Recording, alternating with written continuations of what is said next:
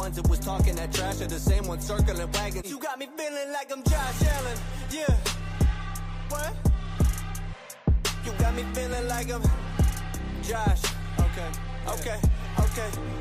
You got me feeling like I'm Josh Allen. Yeah. Josh. Yeah. Got me feeling like I'm who? Josh. Yeah. Josh.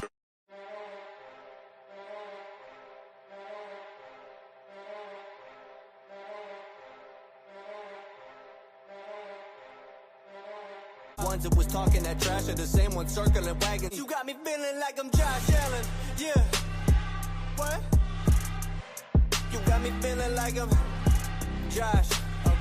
Okay. You got me feeling like I'm Josh Allen. Yeah. Josh. Yeah. Got me feeling like I'm who? Josh. Yeah. Josh.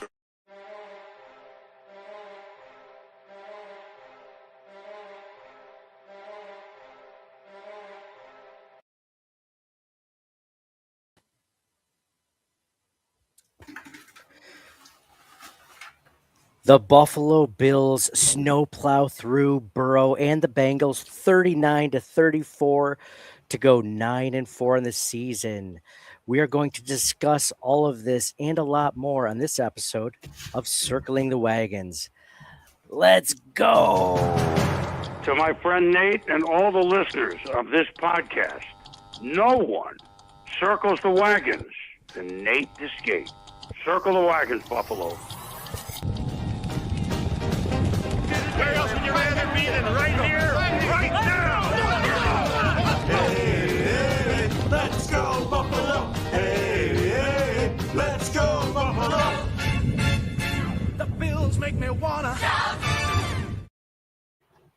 What is up, Bills Mafia? Welcome to another episode of Circling the Wagons, a Buffalo fan base podcast. I am your host, Nate. Guys, thank you so much for joining us. We have a tremendous game to discuss with you guys. We have the Buffalo Bills victory, come from behind victory over the Bengals today, 39-34 in Orchard Park to discuss. It was a tremendous snow game. Great game all around. Heart Attack City, but we're going to discuss a lot of that. We're going to go over our stats of the game, our Sweet Sassy Molassy plays of the game, our Wall of Fame and Wall of Shame, and some hot takes from our followers on Twitter. So make sure you get in the comments on this live stream and let us know what yours is. But first, I'm joined by my co-hosts, John and Mike. John, I'll start with you first. How you feeling, buddy? We are now 9-4, doing well. Still in the wild card right now. Might not win the division, but a great come from behind win for the Buffalo Bills today. How you doing? Feeling great, Nate. Like the last, I understand that the division is in question, and folks are worried about that. But we've beaten the Chiefs, the Ravens, and the Bengals this year. All three have been Achilles heels in past seasons, and we just got to get in. It doesn't matter if we win a division. It doesn't matter if we get the 1 seed. Just get in and do our thing and do what we do. I'm excited. Yeah, this might be one of those weird seasons where not getting the number 1 or 2 seed might actually be okay to not have home field advantage for the first game. You might actually get some easier opponents, but we can discuss that a little bit later. I love it, John. Mike's in the podcast. What's going on, Mike? How you doing, man? Nate, what a game. I really loved it. It was close, right? Everybody loves a blowout because you can rest a little easier, but when it's close and they win, there's nothing like it. This was the best feeling since week 1 in that Ravens game, right? That Ravens come from behind win. I said it over social media. If there was, excuse me, getting over a cold. If there was ever a game, Old Nate would have proclaimed that was just allergies. Maybe if we were live in person. Like, oh, don't worry about it, guys. You're willing to admit that you can have a viral load if no one's next to you. I see. Yeah. Oh, 100%. If this was us all three in the same room together, it'd be like, oh, sorry, guys. I just got over the flu or COVID. My bad. So anyway, back to Josh Allen. You would 100% say, oh, it's allergies. It's allergies. Yeah. Oh, yeah. That's your go-to excuse when you don't want people to think that you're sick right next to them at work. Wow, Yeah. 100%. It's like, what are you allergic to? Mold. Well, there's no freaking mold anywhere. Have you taken off some of that drywall lately? There might be some growing underneath. The go-to real quick is dust. I'm allergic to dust. It's the easiest thing to say. So there's dust everywhere. Nobody doesn't have dust somewhere. Right. So that's the easiest one. But going back to I say pollen. Doesn't work in the winter. Exactly. Ironically, when you most need it. Chlorine. To dust. Thanks. That's Dust. good. Yeah. Say chlorine, but we're not near a pool. Well, okay. So I know you want to get into it because it's right off the top, but I've never heard anyone I didn't know chlorine was a thing, man. Yeah. I still don't know if it's a thing. I might have just made that up. Oh, okay. But the Bills today. So if there was ever a game where it exemplified the term "circle the wagons," like this was the game to do that. Besides the Ravens game, which I mentioned earlier, but I mean, you're down. The momentum's not in your favor, and all of a sudden, Christian Benford gets that pick six in the fourth quarter, and all of a sudden, this game went from like let's hope something good happens to we're now in charge and we can win this game. Just a great back-to-back series from both interceptions on back-to-back plays by Joe Burrow. Joe Burrow, who was having a really good game before those plays. I mean, he was putting the ball exactly where he needed to be. If anything, his receivers were letting him down with a few drops, but I mean, he was looking great out there except for those two plays. And those were the two biggest plays of the game. So incredible plays by the Bills. Defense, give them a ton of credit, even though they looked awful in the first half and most of the game, they came by when it mattered.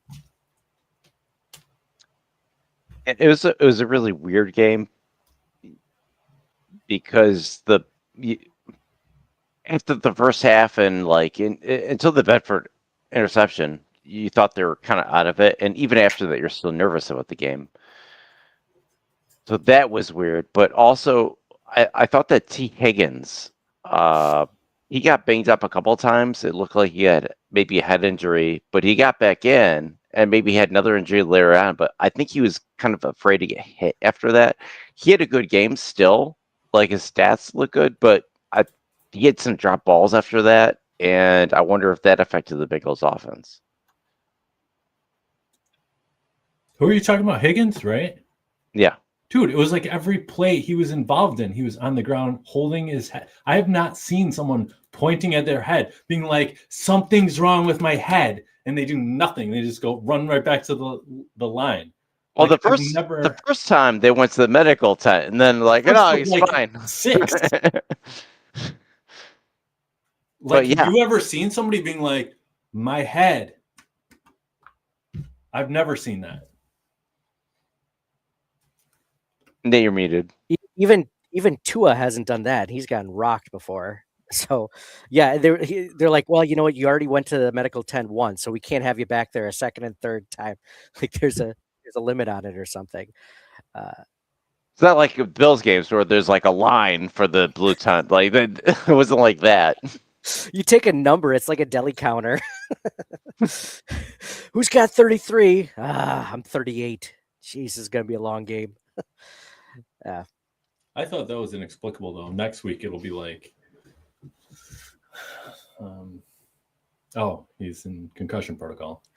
Yeah, we needed him to come off the field, too, didn't we? He was just tearing us apart. Dominating, yeah. Well, yeah. I mean, if he did come off the field the whole game, like they had Chase and like Jasecki and all these other guys, it didn't matter. But the Bills were locking down Chase, though. I mean, Benford.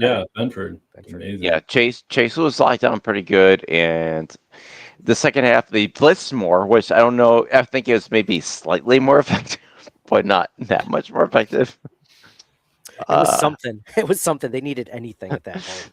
But they were desperate, and they did what they could. and it worked. And it was better than the first half. Oh yeah, yeah. The But just the disparity between the I guess the ease at which the Bengals receivers could, like, I guess, get separation and make catches, like the Bills, outside of the tight ends, it felt like, what's happening? Like, you would think in the snow, the receivers would really have an advantage. Like, they know where they're going, right? That was the big disappointment for me. That exemplifies the Bills' receiver problem. They need receiver help, and you mentioned the tight ends. The Bengals' Achilles heel on defense is against the tight ends, so that's part of the reason why the Bills were so successful there. Knox, even Hawes had a touchdown. I mean, we're lucky to have Kincaid back.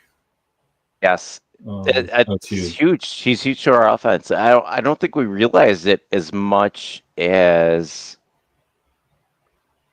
we did when he was missing. We took him for granted. You mentioned Hawes.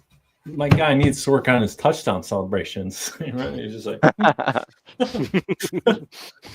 man, that was pretty good. Everyone's like, let's freaking go. And he's just like, all right, I was here. Yeah. Agreed deal. Like everybody, like sliding and doing snow angels and just everything under the sun. He's like, I'm just happy to be here. Like, shrug. Late round pick. I mostly run block. Yeah, for sure. The tight ends were leading the Bills in receiving. So if we were looking to an ideal scenario, like let's say we go into the playoffs, we make a Super Bowl run, we would want to play against a team that can't guard well against tight ends, that isn't good against the run, and it's a terrible offense. Yeah, it's a terrible. Fingers crossed. They turn over the ball a lot. You're hoping, because before that, the Bills, James Cook had that huge fumble right near the goal, right near the goal line that gave up the ball in that play, and all of a sudden it went from 21-18 to the Bengals having the ball, and you didn't know where it was going to go. And then I tweeted a stat out. The Bills are 1-4 when they lose the turnover battle. So it was 1-0 against the Bills when Cook coughed that ball up. Like, oh, great. And then they made 2 turnovers on defense right away. So they went into the positive, section of the turnover battle. So it's just a matter of time when, if the Bills can get some team to turn the ball over, cough the ball up, even guys like Joe Burrow that aren't used to doing that, that's how they win, man. That's how they're going to win. That's how, if they make a run, this is how they're going to do it. They're not going to be by throwing to Khalil Shakir for 125 yards or Keon Coleman for 8 receptions. That's not going to happen. It's going to be through their tight ends, their running backs, either on the ground or through the air, and then defensive turnovers at opportune times. Unless Brandon Cooks becomes the answer somehow. I don't think it's going to happen. They need, for looking to the future, they got to have an alpha receiver. That's the only way to fix that particular problem. Yeah, it's so funny because last year, I hate to go on a tangent, but last year we were like, well, you don't need it because you got a great offensive line, so you don't need the best weapons. But they had literally the same exact offensive line, and they don't have better weapons, and it's kind of hurting them this year. But luckily, like they can't get open. They can't.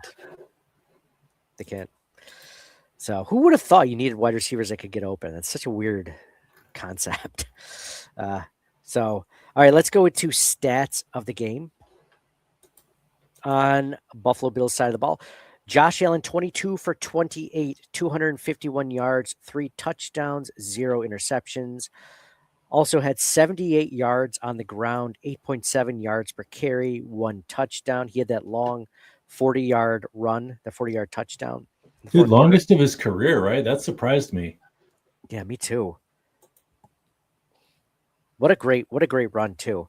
Speaking of Brandon Cooks, I don't know if you guys saw it in the replay, but Cooks did an amazing job. Just like his defender was the only guy that could tackle Allen when he got out into the open field, and Brandon Cooks just kept taking his guy, thinking like he was going to catch the ball, like he was faking, like we do in Thanksgiving football, unless someone yells ball, ball. Just keep running with it. Like the defender had no chance to tackle Allen until the very end, but it was too late. Josh Allen just ran in. So It's funny because I looked up number 18 after that because I saw the block. I'm like, oh, who's number 18? Oh, Elijah Moore. I'm like, I don't think they have Elijah Moore anymore. Who is that? I googled Bills number 18. Oh, Elijah Moore. What a great block. Wait a second. I don't think that he's still there. yeah, they've Curtis Samuel's on IR. They've moved so many players in and out, so it's hard to keep track of them, John. I'm with you. Josh Allen, guys, what do you think? Josh Allen firmly back into the MVP conversation after today's win?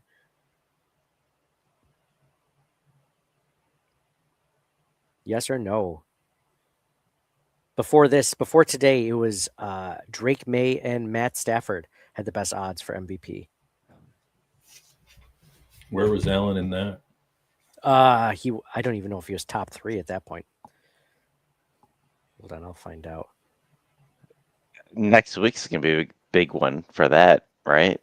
May versus Allen. Yeah, That's always funny too. Like they always put these quarterbacks against each other. It's like May versus Allen, Brady versus Manning, and Montana versus whoever. Like they're not playing each other; they're playing the opposing defense. Mm-hmm. Like it makes no sense whatsoever. They don't play each other. It's like they play the defense of the other team. So the other team could have a shit defense. Doesn't matter. Well, literally, Brady and Manning were never on the same field at the same time ever in their entire. But the Patriots did way better defense than the Colts did. Oh, 1,000%. You know what I will say? The Colts had that one really good season where they had like Freeney and Mathis. They did have some good defenses, but you're trying to compare like these quarterbacks to each other. It's like they're not literally playing each other; they're playing the other team's defense. Mm-hmm. That always struck me weird. Josh Allen was at plus 3,000 last week, whereas Drake May was minus 125. That's crazy, right? Man, why didn't I put any money on Allen? What is that, plus 3,000? Because I'm a terrible bettor. That's why. So we have Josh Allen. I think he should still be in the MVP conversation. I think his odds will go up. If it was at plus 3,000 last week, I imagine it's like plus 600 or something this week. I think the rest of the season is going to be very telling for those kinds of things. But either way, for the Bills at this point, they just need to keep winning. It's unlikely they're going to win the division, but they just need to make the playoffs, I think. Yeah. James Cook, leading rusher for the Buffalo Bills, just by 2 yards over Josh Allen. 18 carries for 80 yards, 4.4 yards per carry. Ty Johnson had 2 carries for 25 yards. He had that 23-yard carry where he fell down on his own. He got tackled by the snow. Oh, that would have been so great. I kept thinking the whole time, I'm like, that's going to come back to bite us. Didn't end up scoring. Yeah, didn't end up scoring a touchdown in that drive too. You're like, oh, that sucks. Dawson Knox, the leading receiver for the Buffalo Bills. I don't know if that stat line, just the fact that he's the leading receiver for the Bills, is the bigger surprise, that he was 6 receptions on 7 targets and not like 4 for 8 or something like that. I mean, that's his like rookie year and his second year is like, oh, Stonehand Knox, like dropping it all pet, like, and then like after that he was fine after that, but the first couple of years are kind of rough. Dude, we still see glimpses of first couple of years Dawson Knox too. So, but yeah, true. I mean, you put it well. But it was good because this was a game where they needed their tight ends to step up, right? And if you're going to pay your tight end $12 million a year in Dawson Knox, like, let him have one game where he goes off. And if there was ever a game, this was the game. So he came to play, to his credit. Dalton Kincaid, the next leading receiver, 4 receptions on 5 targets for 41 yards, 1 touchdown. Then James Cook, Gabe Davis, and Keon Coleman after that. Sacks. Big game Davis had a good play too. Oh, yeah, when Josh was scrambling out. Was that 4th down? Yeah, it was a great play. To his left, absolutely. The Bills had 1 sack today. They had 2 interceptions today, and 1 touchdown on defense. Prater was 1 for 1 on field goals and 4 for 4 on extra points, so that was pretty good for him. Let's go over to the Bengals side real quick. Joe Burrow, 25 for 36, 284 yards, 4 touchdowns, 2 interceptions. Samaje Perine, leading rusher, 6 carries for 31 yards, 5.2 yards per carry. I thought Chase Brown would go off. I was wrong there. T. Higgins was the leading receiver for the Bengals. We mentioned 6 receptions on 11 targets for 92 yards and 2 touchdowns. Mike Gesicki, the next leading receiver, 6 receptions on 6 targets for 86 yards and a touchdown. And then Jamar Chase, 5 receptions on 8 targets for 44 yards, 0 touchdowns. So those were stats of the game. All right, let's go into Sweet Sassy Molassy plays of the game. Sweet Sassy Molassy, get out the checkbook and pay Grandma for the rubdown. All right, Sweet Sassy Molassy plays of the game. Mike, it's been a while since what's your Sweet Sassy Molassy play of the game? Let's go first. It's got to be the Benford pick. Blew the game wide open. It just felt like the momentum was solidly. Everything was going the Bengals' way until that play. You could see energized the stadium, the team, changed everything. Yeah, the Bills were down 25-28 up until that play, and then they went ahead for the first time. Yeah, the first time in the game, they went ahead. The Gettysburg of the game, Mike, you give it the Sweet Sassy Molassy. That's got to be the Gettysburg, right? Sure. Give it everything. John, what's your Sweet Sassy Molassy play of the game? I agree 100%. Both played the game, Sweet Sassy Molassy played the game, and Gettysburg. That it was sweet. When he threw it, it was just weird. For him to catch it and not get tackled by Burrow and just keep running, it was just perfect, and everything was great. No, both play the game and Sweet Sassy Molassy. Agree. It wasn't even tipped or anything, right? It was like right in there, right to him, and it was like 5 yards away. It was a dart, and he jumped up and caught it. We should try and reenact it. I could try and throw it, and you could try and pick it. I couldn't jump that high. That's a good idea, though. But yeah, I won't throw it very high. Throw it right at my chest till drop it. Yeah, you know what's funny is personal story on that one. I was watching the game, and my daughter comes over. She was grabbing a candy cane, like one of the ones that had broken off the tree, and she's like, "Oh, can you open this for me?" So I can get because those are really tough to open. Like the little saran wrap, it's tough if you don't have like the dexterity or you're only 6 years old. So I looked down, like trying to get the thing through or try to rip it with my hands. And all of a sudden, like I see Benford running for the end zone. I'm like, what the heck just happened? Are you kidding me? And I'm just watching. And as much as I make fun of the CBS broadcast or whatever, we didn't get a replay of that freaking play for 10 minutes or something like that. It was ridiculous. As someone who's just I know he got the ball. I didn't know how, and they didn't explain it on the broadcast. They're just like, he got a touchdown. I was just like, what happened? And it took forever to get. So that's my own personal story. But yeah, same for me. Sweet Sassy Molassy play of the game.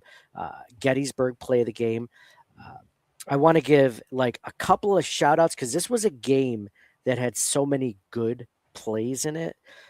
Honorable mention, obviously the AJ Epinesa interception right after that has to go on there. Jordan Phillips knocking the ball up into the air, AJ Epinesa intercepting it right away. After that, the Bills scored another touchdown, the Jackson Hawes touchdown, which happened on 4th and goal. So that wasn't just hey, we ran it in after a while. They had to work for that touchdown too. And how about McDermott going for it on all those fourth downs and 2-point conversions and things like that. Like very aggressive, and it really paid off. Yeah. I hope I might have a mention for him on the Wall of Fame segment. We'll see.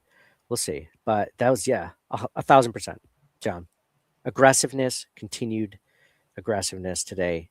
Did not tuck his tail and run when in the face of adversity.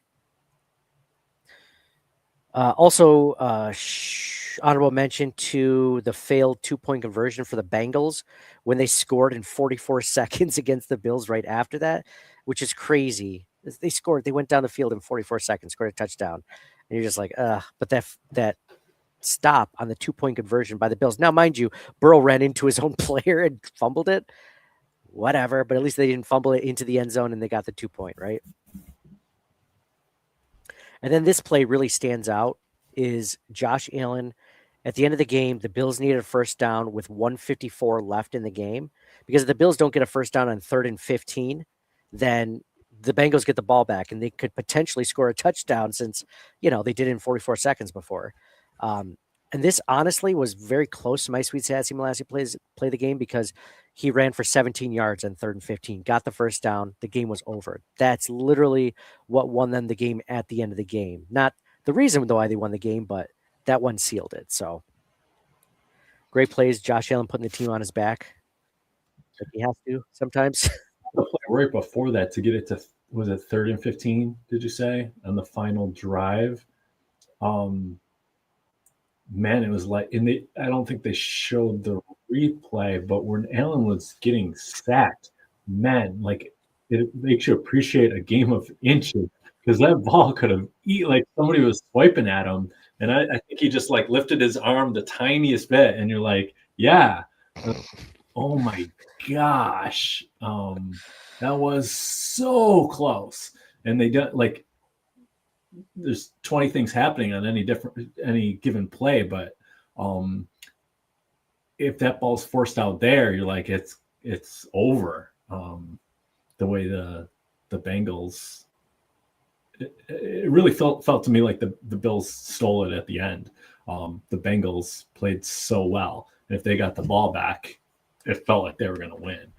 So just that movement by Allen, like nobody said anything about like it made it 3rd and 15, but like, man, that was such a pivotal play not to cough it up. Absolutely. Good call. Good call on that one, Mike. There was earlier in the game, I remember thinking the same thing when you just mentioned that about that arm coming up and him almost like at any moment, any of those defensive linemen could just popped it out, right? Popped it out, game over, right? And there was a play earlier where Josh ran with the ball, but he was running it with the ball in his right hand, and the defender was like grabbing at that right arm, and he got a hold of it, but not enough to pull the ball out. Yeah, Josh, move it over to that left hand. Jeez. Do you remember the sack? Another play I thought where Burrow was blindsided from the back. I don't remember who the defender was. Like how Bedford. Was it? Mm-hmm. And I'm always swiping the ball. Do you know what I mean? But like even you can't imagine somebody running full speed and smashing me in the back and me holding on to a ball. You know what I mean? Like how? I drop things I have my hands on constantly. Trying to get out the drop door something with nobody touching me. Your wife's like, John, you're like, it's just... Hey, how's it going? I just dropped my coffee. Exactly. Doesn't take much. Mike, in the same vein, I was thinking that like when Benford, because he completely blindsided him, like you said, how Burrow didn't drop the ball. But then also, I know the intent is to tackle him and then first, and then secondly, like try to wrap your arms around so he does fumble it. But like,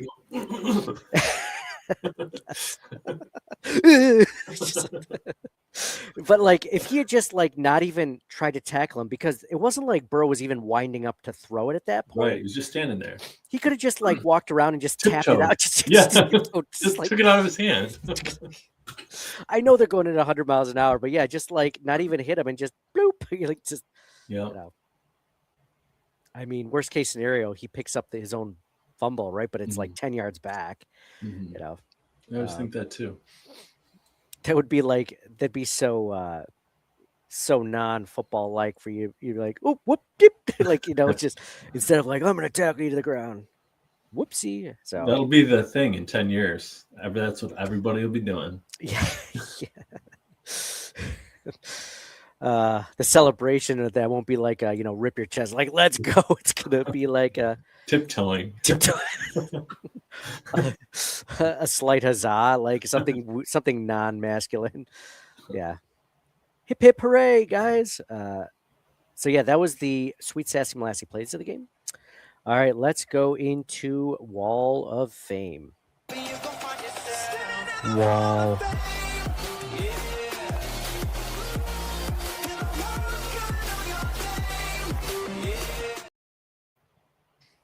All right, Wall of Fame, John. I feel like with AI, you could update a lot of this stuff. Mike, I could This is like 1998, like PowerPoint. I was so proud of that graphic too. I'm still proud of it. If I'm being honest, it's clearly Andre Reed and Marv Levy, and I just put a regular football helmet over that moves just slightly, tick tick tick tick when he moves. Yeah. You'd think so. AI. I think I'm good with it. So John, who do you have on your Wall of Fame in this victory? Josh Allen. Josh Allen. Do I have to explain it or no? We all just know. John, do you ever feel? And I know I tweet this, especially when they're losing. Do you ever feel bad for Josh Allen a little bit? Like the fact that he has to do it all himself. I mean, I'm glad that he does. I'm glad that he can. But there are parts of me where I'm just like, the Bills are losing. They're not getting anything done on offense against this awful defense. I mean, the Bengals do have a bad defense. They're not good, especially without Trey Hendrickson in today. And I'm just like, well, if they built a better team around him, if the defense was better, if the weapons were better, and I'm what kind of question is that? You feel bad for Josh Allen? Oh yeah.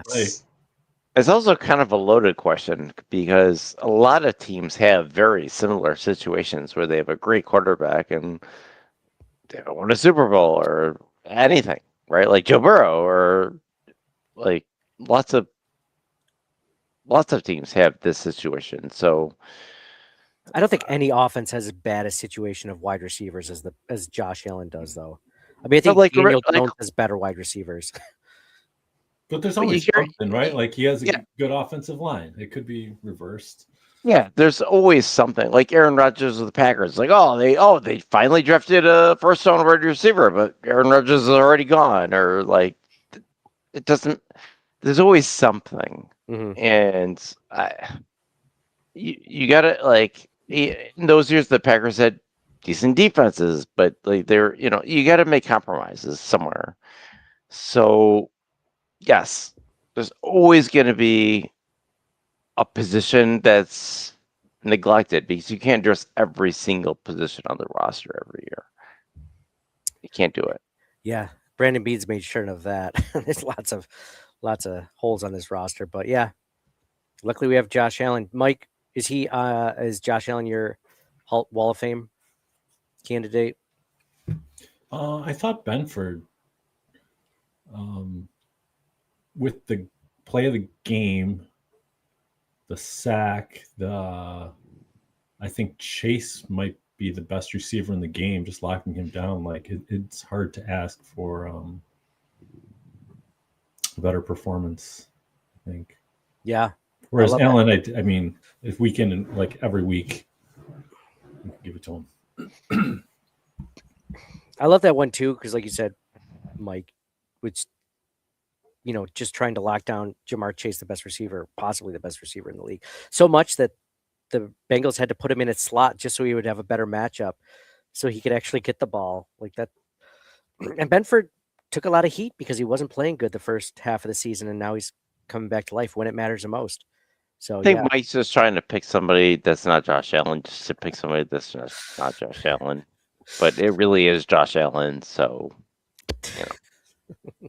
it's like MVP voter fatigue when they didn't want to vote for Josh or Lamar, so they vote for Josh, right? Isn't that what people were saying? So Mike doesn't want to say Josh Allen because he's clearly the Wall of It's Fame. too obvious to say Josh Allen, so let's pick somebody else. What I will say is I have both those guys at the top of my Wall of Shame or Wall of Fame.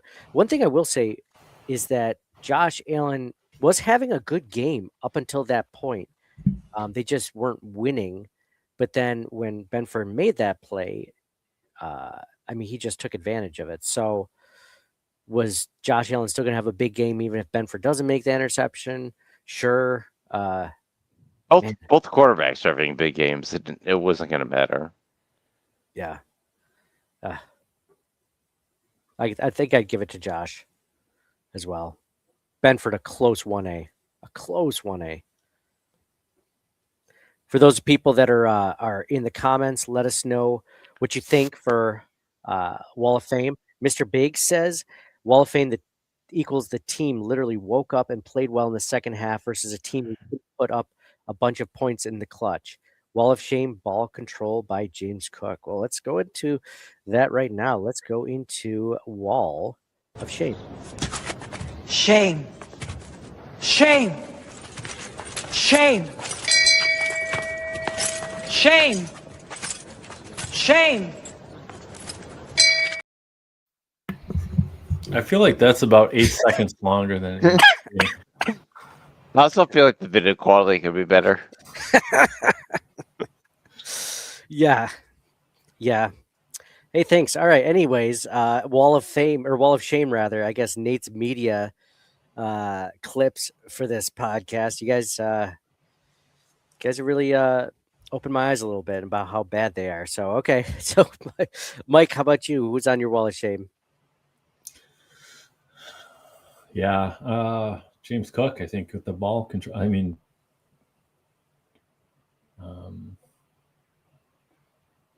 it almost cost him the game, I think.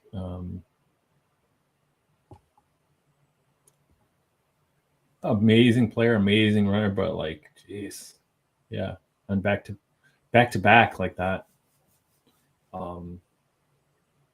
As we're seeing, the turnovers are so important, and that's just to me, that was a glaring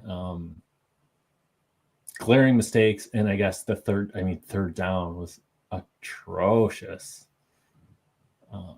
The third down defense? Yeah, just tough to watch on third. It was almost like if they take us to third down, it was automatic first. Irregardless isn't the word. Wait, did it become a word? Regardless of the distance, they would get it. Right? Yeah. It seemed insane. Do you have the stat in front of you? It was like third down efficiency. They were 10 for 12. What? Madness. I want to say they didn't get a stop until the second half or at the very end of the first half. It was at least 7 for 7 in the first half. It might have been more than that even, but I remember seeing 7 for 7 at one point in the game. And ending 10 for 12. Insane. Yeah, third down defense is and continues to be a struggle for the Bills. I like that one, Mike.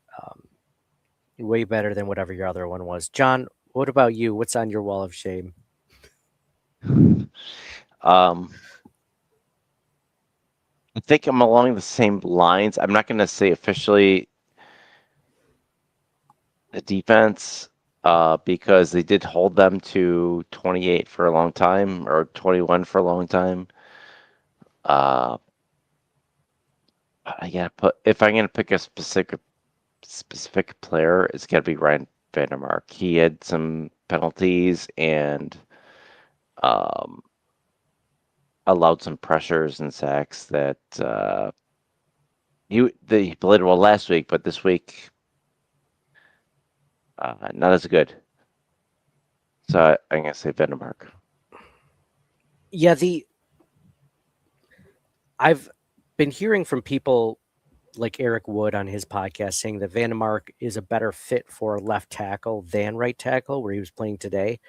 And that's why he's not, I guess, the primary swing tackle, or maybe he is, but he still isn't like the perfect swing tackle because he's still a better left tackle. So when he played against the Steelers last week, he was left tackle. This week, he was the right tackle because Spencer Brown was out. The penalties, the pressures, that's a good one, John. I agree with that. I think, it ended up being an okay game, but I think that the offensive line in general, like, definitely had some issues protecting Josh Allen, where there were several plays where either there was a miscommunication where, like, like all four defensive linemen for the Bengals felt like they got right in on the play. There was a third down early in the game, or was it a fourth down where they did a play action and it was stopped. It was the only fourth down that was stopped by the Bengals, and there was like nobody blocked on that play. It was blown up in the backfield.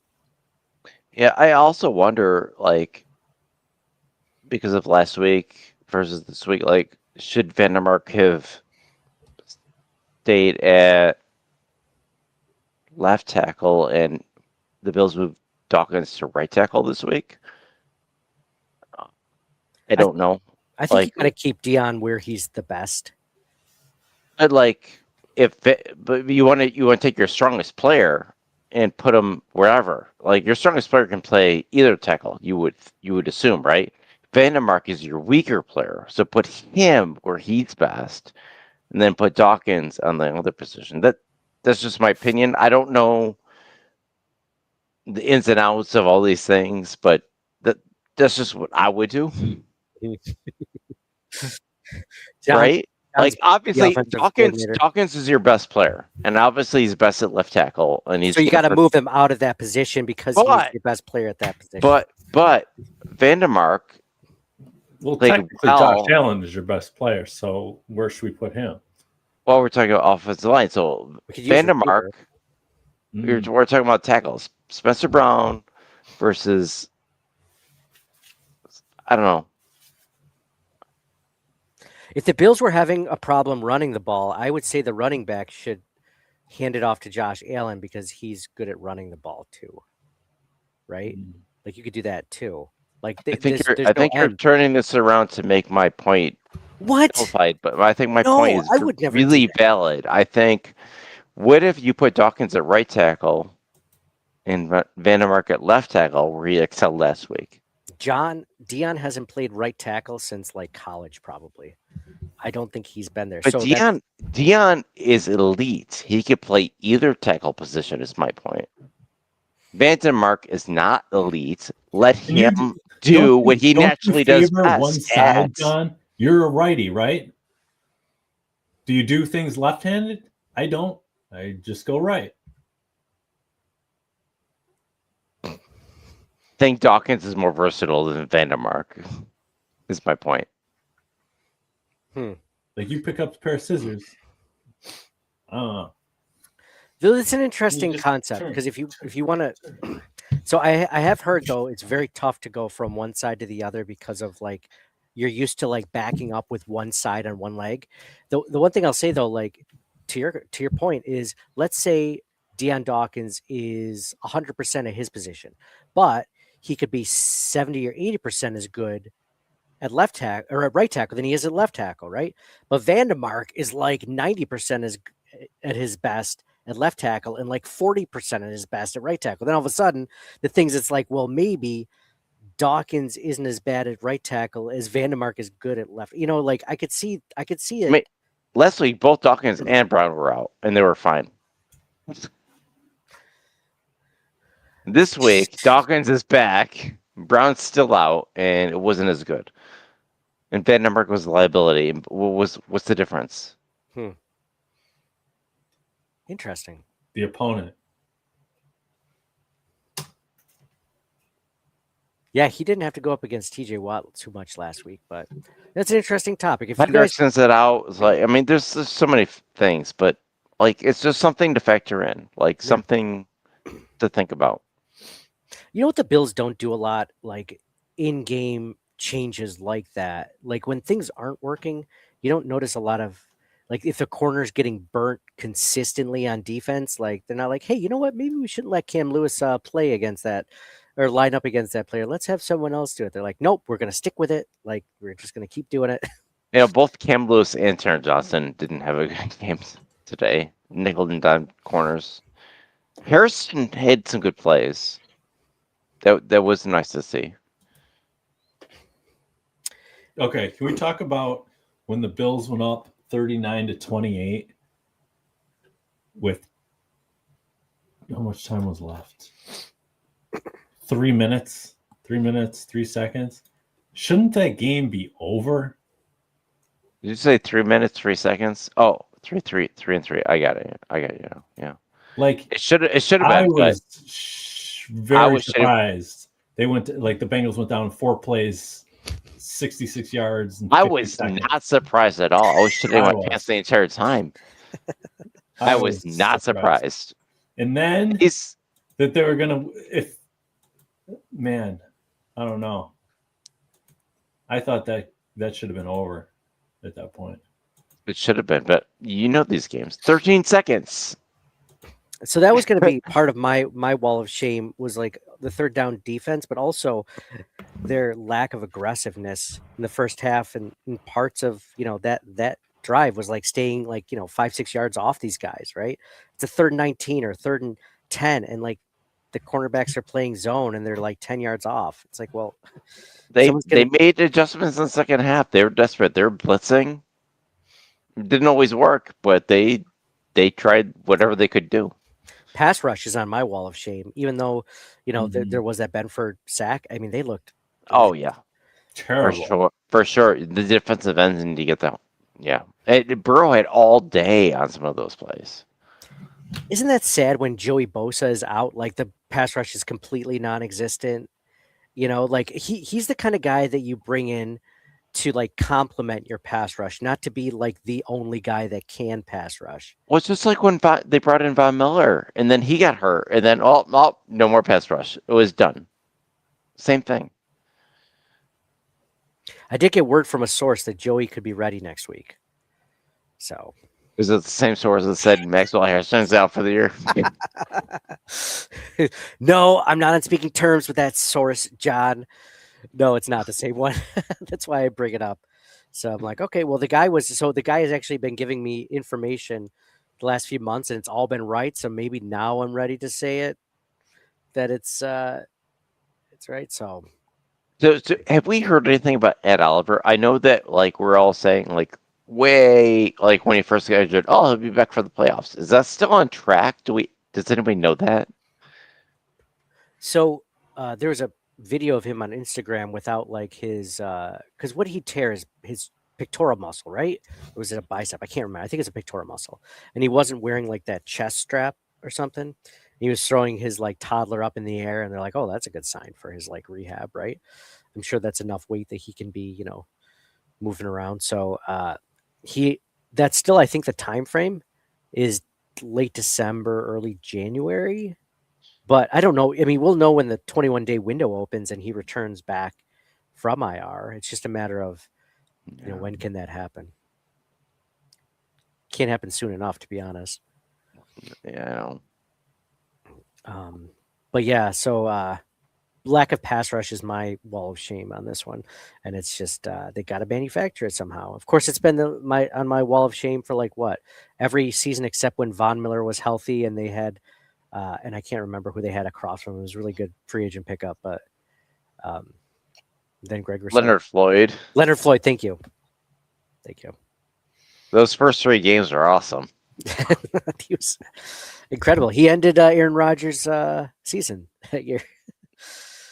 This is a cool comment. Jack Oswald White said, Josh Allen is the modern mix of Randall Cunningham and Dan Marino. That's an interesting mix. I haven't heard that one before. Yeah, that is interesting. I always thought of it like a combination of like Roethlisberger with his toughness and Cam Newton, obviously, because they talk about the rushing and stuff. But he's a big dude too. And then for a passer, I would say is a passer. I know it's tough, right? He's got because Big Ben had an arm. Cam Newton had an arm. Cam Newton wasn't accurate. Ben was pretty accurate. That's a tough one. He- 'Cause there's like well, a third. I don't. I almost do like a combo because he's got like an arm like Elway did, but Hmm. the accuracy and like the poise, like you could name a couple other quarterbacks even. He's Ooh, I just like Elway. I like that one a lot, actually. yeah. He's his own guy. He's his own dude. Because Elway was Really mobile good. too. But he had like a cannon, an absolute cannon for an arm, to the point where like they had to tell him to dial it back in practice because he was Yeah. hurting receivers. I think. Like, I remember those Nerf ball commercials. I never saw those. Was Oh, Elway? it's so good. Like there was like it's like a tiny little Nerf ball with little flares on the edges of the ball. You throw it 90 yards. So good. I'm looking up that commercial right now. Was it the spiral? Was that the spiral Nerf football that we all had? Sounds right.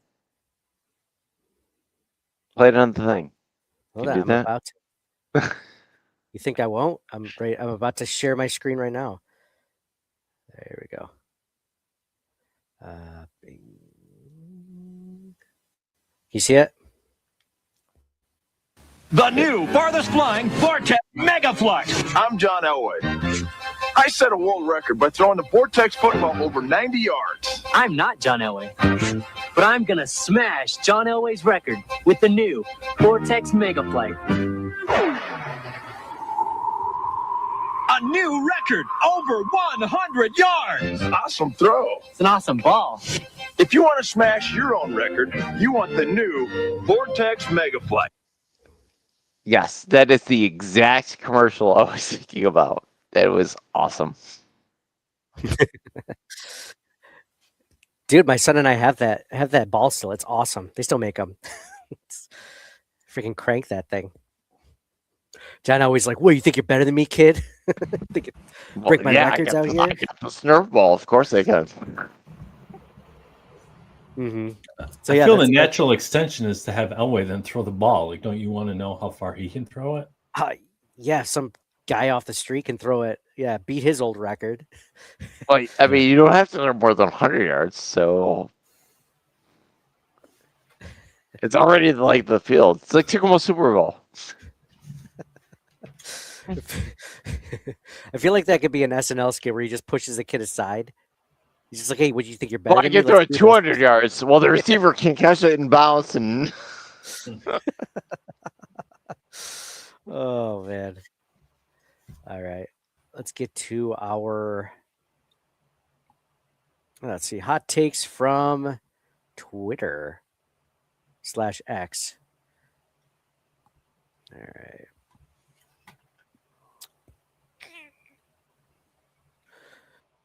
All right. So if you're not following us at CTW Pod, at Circling the Wagons Pod, after every game we say what is your hot take after this win or loss. Jason Statham says, "I said at halftime that we wouldn't win a playoff game if we got in.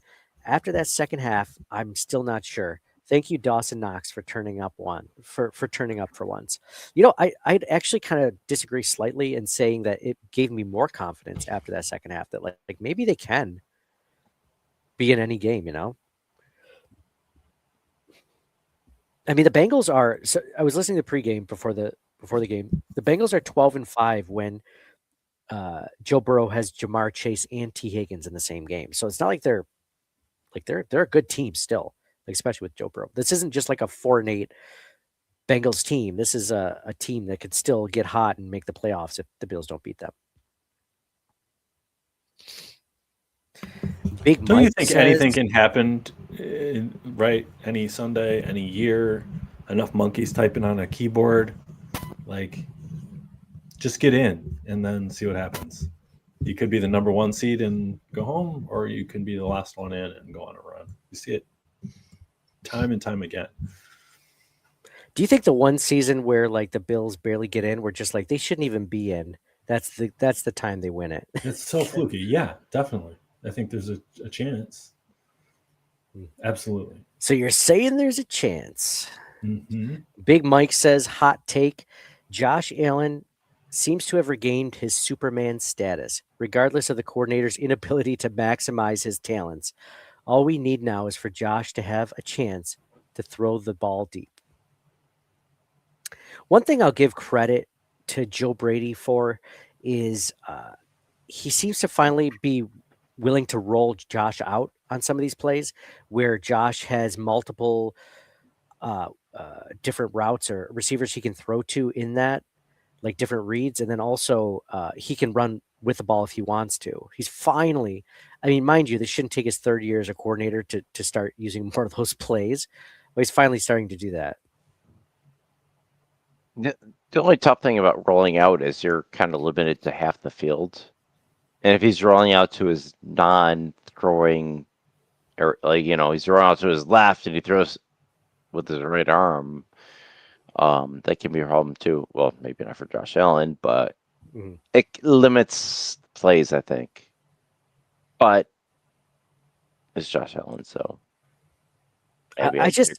yeah, that's a good point. I just like the plays where Josh has the ability to do both in the same like run or pass. But I mean, if you think about it, that 3rd and 15 run that he had was not necessarily supposed to be a run, and he just dropped back and then he just saw an opening through the middle and went up for 17 yards, just like that touchdown he had, right? Just went through the middle. So I guess it doesn't really matter. Yeah.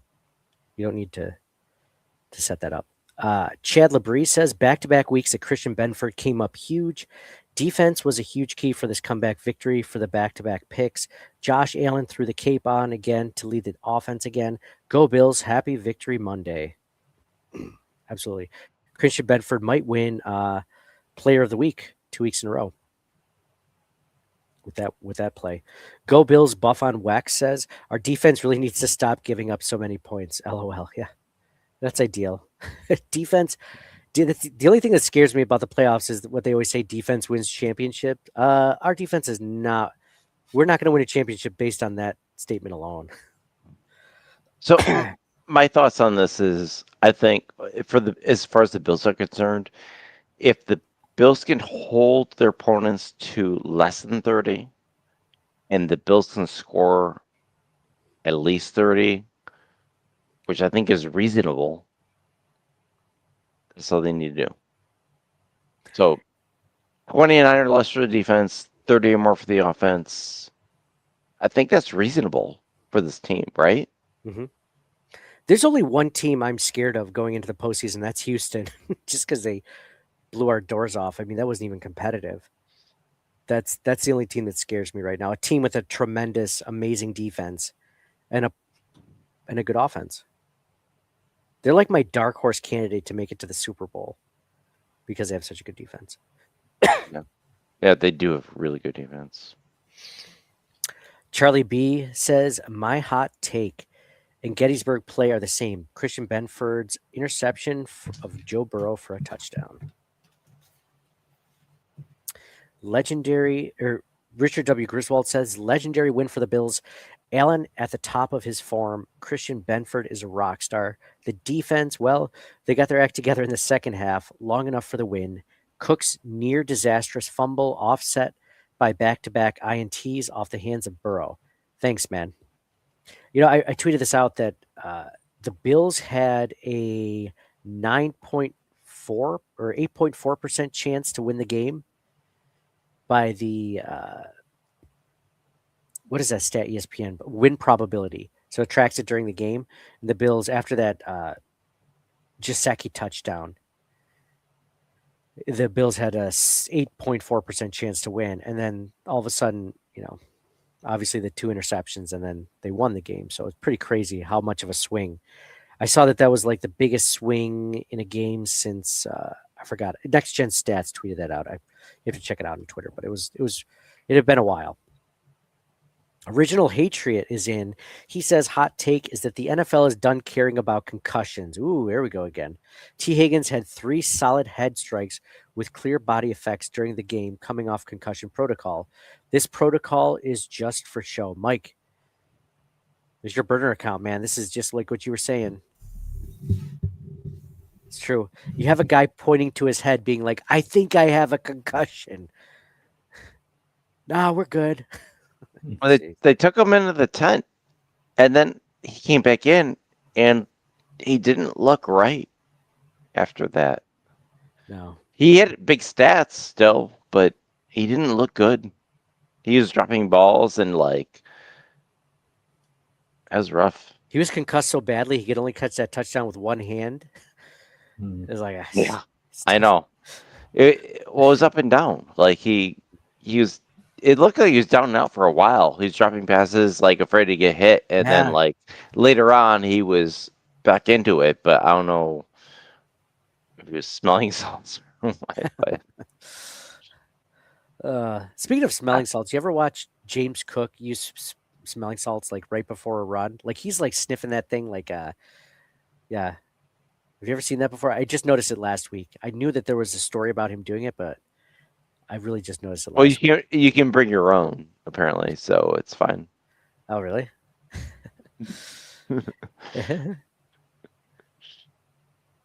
Andrew Freeman says 2-0 in games of the year. Absolutely. Xavier says, I'd like to point out that this is the second game Bills win when McDermott doesn't wear glasses. I love that. Wall of shame for this season was McDermott's glasses. Dude, like I get people you need glasses. Like obviously, like John, you have glasses. I used to have glasses. Like people need glasses to see. I completely get that. But McDermott's choice of frames, man, like I'm not saying it has to be, stylish. Like you have to look like you're on the cover of GQ magazine, but you don't have to look like a librarian either. There's got to be some in between. AJ Tharp says big plays were the difference maker. Benford with a sweet sassy Molassy play of the game for sure. Where the hell has that Knox been? Absolutely. Dude, if this is the case, like have we just been completely misusing Knox? Or is this just the one game that he can get used for usefully? Maybe you give Knox a different offensive coordinator and he's like 1,000-yard tight end. I have no idea. The Bengals are also awful against the tight end. So Yeah, that's true. They are historically awful against the tight end. They're that bad. They're the worst in yards, the worst in touchdowns, like by a wide margin. Like they had like 400 more yards than the next closest team at 31st in the NFL at tight end yards. So yeah, I might even be twice the amount of touchdowns as the next like 31st overall team against tight end scoring touchdowns on them defensively. AJ Tharp also says Coleman needs to be benched. His routes are lazy and so obvious that he essentially has a blinker signal on, telling the cornerback where he's going. I can't disagree with that. Part of me wonders, okay, so I've seen the instant replays. I've seen it over social media. He doesn't look fast for sure. But part of me wonders if that's effort or he's just not fast. Like he's not, people have never said he's like a really good route runner. Or he has fast or quick feet. Like he's never had that. So I don't know if that's just, it might be laziness or effort, or it might just be the dude's just not fast at all. It's kind of lumbering. Big Mike says, hot take, Joe Brady needs to forget that screen passes are his favorite crap to call. Yes, agreed. Yasinator says, hot take, we got Josh Allen. Our tight ends came to play, and despite the fumble, James Cook still had a good game. Cold take, giving Joe Burrow all that time to throw. Vandemark shouldn't have started, and crappy penalties. John, there you go. Yasinator agrees. Vandemark. Well, Vandenberg didn't start. Who was going to start? Oh, you said Alec Anderson, so that could have been an option too. Alec Anderson was an option. He played last week at right tackle. Yeah. But they should have considered a switch. I don't know. It's tough because like one guy gets rolling. Do you bring some guy cold off the bench? I don't know. It's hard, and then you prepare a week. You can't like that's a change you can't make at halftime. I feel like you can change defensive scheme, offensive scheme, but like the actual starters, especially like the offensive line, you can't like all of a sudden be like, no, we're gonna switch you to left tackle, and we're gonna bring a new guy in a right tackle. Like you can't do crap like that. I don't think. So I think they did what they could. This is from Steven, a Bengals fan, obviously not a Bills fan. Still going to choke in the AFC Championship if they make it. Oh, good one. You skipped over my comment. Oh, yeah. I'm sorry. I'm sorry, John. Jeez. How could I forget that? I even retweeted it. Here, I'm gonna make it big on the screen just so everyone sees it. Super Bowls. Who's this guy replying? Hey, who's this guy? Is that your buddy? He's telling me to settle down. Apparently, I thought this was just some random troll. he doesn't know that I if the Bills do bad, it's season over, and if they do good, it's a Super Bowl. But your fandom also follows like the game probability chart. It's like, this is the best game, Super Bowl, to we're gonna lose. I'm play to play most times, so it's not even game to game. Yeah, for sure. Play to play, second to second, if we're being honest. Yeah. Adam A says Benford saves the day. Without that, not even Super Josh was enough. Yeah. All right, those were hot takes from Bills Mafia. Thank you guys all for being a part of that. Yeah, so this is we're gonna do another giveaway real quick, unless there's something you guys want to add to this while I reach for the next giveaway. Any other hot takes that you guys have after reading about all those other hot takes?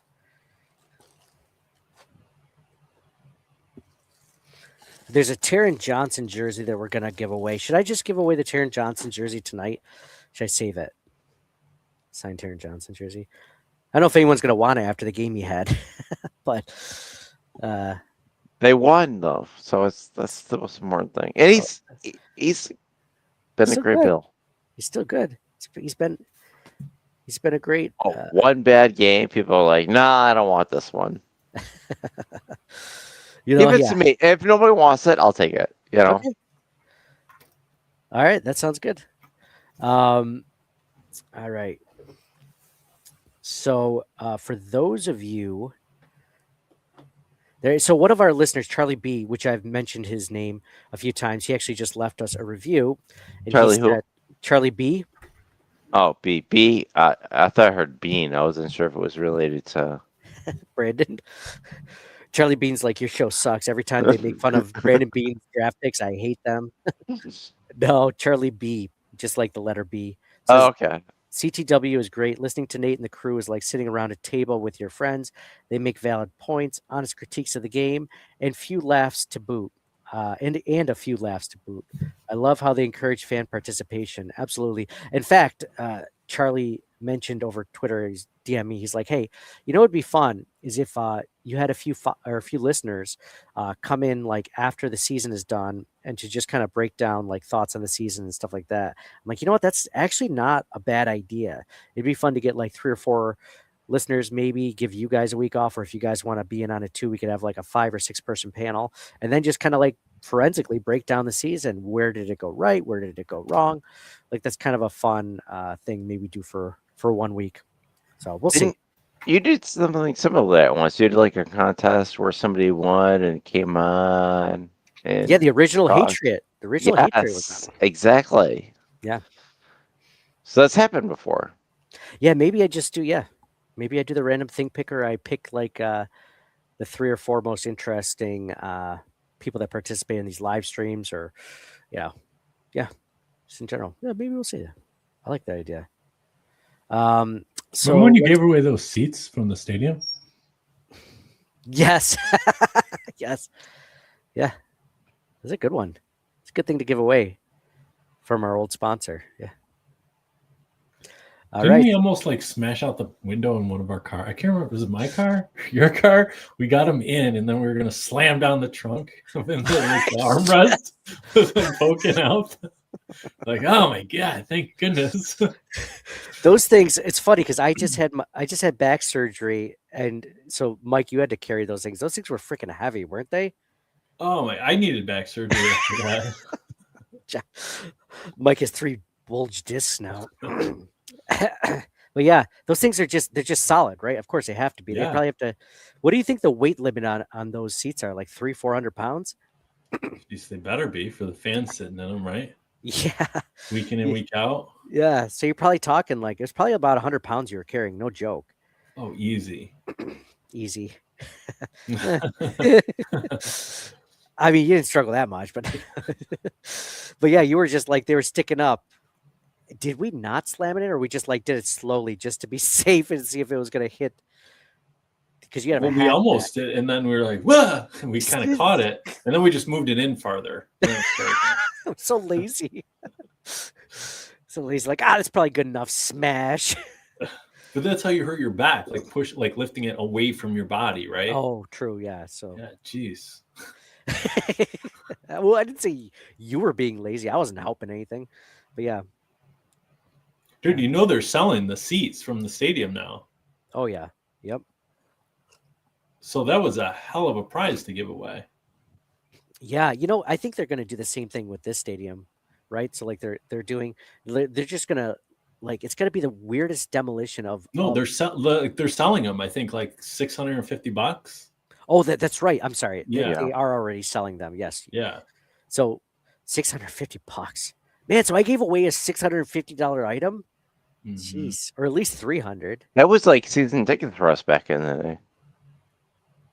Yeah, what were season tickets when we bought it? Last time we had it was like $500 or $600. Yeah, I thought it was 800. 800. I was thinking 5. I thought it was like 300. I thought it was like 300. Yeah, for 8 home games for rock tile seats. We did it a couple different seasons. I think it was like maybe you did. I don't think 550 or 650, like in that area. So John, we for a whole season. We all had seats together, and then separately, like a few years later, you had seats with a group of other friends, which shall not be named, and then I had a group of seats with like other friends. They were similar. It was similar though. It was around $550, $650 for the whole year. I thought included. It was nobody told me. Well, I might be including parking and stuff. Mike's but like, no, you not guys the have cost. friends? Just the fact you did it. No, you were involved in one of those seasons. I'm pretty sure. Yeah, one. Mike's the reason why we stopped having them all together after that. I can't do this again. No, that was fun. I miss those times. They're good. Yeah, it was good. Yeah, it's fun. The tailgating is great. I mean, we're in the Dude, they lost every week. I remember, 53-3 against the Patriots or whatever it was. Those were rough years during the drought, but dude, you'd smell like just like a rubber fire when you got home. Those were the days. Yeah, I still miss it. It's still, you know what sucked about having those seats in the rock pile is that the people behind us just like wouldn't shut up, like, and not even just cheering or anything like that. They're just like so negative the entire game. And it's not like negative, like there's always negativity, like we're negative on the podcast or in our text messages. Yeah, like, I'm definitely not negative about anything ever. It was consistently like, oh great, here we go. And then like they'd actually have the first play. Yeah. Like they were done. And it wasn't even like funny negativity. Like there's some things that are just hilarious, you could say, like make it entertaining. Yeah, they were not. So it's kind of a drag when you're wet and cold, and you're just like they're getting trounced 53-3. So, but in those days, you knew they weren't gonna do anything and win a Super Bowl or anything. It was really just for the tailgating experience, hanging out, being with friends, and not for me, man. And it's no, that's cool. And it still is, and that's the whole reason for that. The whole atmosphere. I'm kind of disappointed the new stadium is going to have less seats. I'm not sure how this is going to work. I'll tell you, the prices are going to be higher. Well, I know that, but skyrocket. I'm disappointed that it's going to be 60-something thousand seats compared to supply goes down, demand goes up. Costs rise. This is who's going to be able to afford, unless people are watching this or listening to this that have season tickets, you're not included. But the only people that are going to be able to afford season tickets going into this are corporations, companies in the general area, the tri-state area or whatever.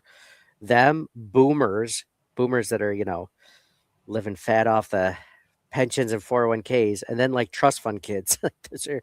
those are about the three categories of people that can afford, like, because it's easily $5,000 per PSL before you even before you're even talking about tickets. And those are for like okay seats, not great seats. I have a friend whose company has the club seats now. I think they're Pepsi clubs or Jim Kelly club seats. The PSLs for those tickets are, I think he said, $25,000 per seat. And the amount per ticket is about twice as much as it is right now, which isn't bad. It's about what you would think it would be. So it goes from like, $3,000 or $4,000 per ticket to like $6,000 or $8,000 next year, which is what you'd think. But like the $25,000, like his company, who's probably doing pretty well, is like, yeah, we can't afford this. And that's a write-off for them, Do you even know what a write-off is? No, they Anyways. just write them off. They just write it off. It's fine. Yeah, just write it off. It's free. It means it's free, Mike. It's another way of saying free. Thanks. So winner of this week's Taron Johnson jersey, and you have to be listening or watching for this one. The winner for that one is Dylan Sabo. Dylan Sabo. If you are listening or watching, you have won the Taron Johnson signed jersey. So thank you guys all for listening. Thank you guys for all being a part of this. Thanks to Mike and John, as always, for making this entertaining and fun. So unless you have any final thoughts, signing off for John. Love you guys. Go Bills. And for Mike? Go Bills. It was a great game. See you next week. For me, Nate, go Bills. It was a great game. John, I did the season tickets for the friendship and the tailgating and the good times, even if Mike didn't. So go Bills, and we'll talk to you guys again next week. Thank you for listening to the Circling the Wagons podcast. Download and subscribe to us in your favorite podcast service. Email us at ctwpod@gmail.com. That's Charlie Tango Whiskey Pod@gmail.com. Follow us on Facebook and Twitter at CTWPod. And most importantly, go Bills! Nobody circles the wagons like the Buffalo Bills. Nobody circles the wagons like the Buffalo Bills, Nate. Well, listen, the whole show is called Circling the Wagons. Say no more. I love it.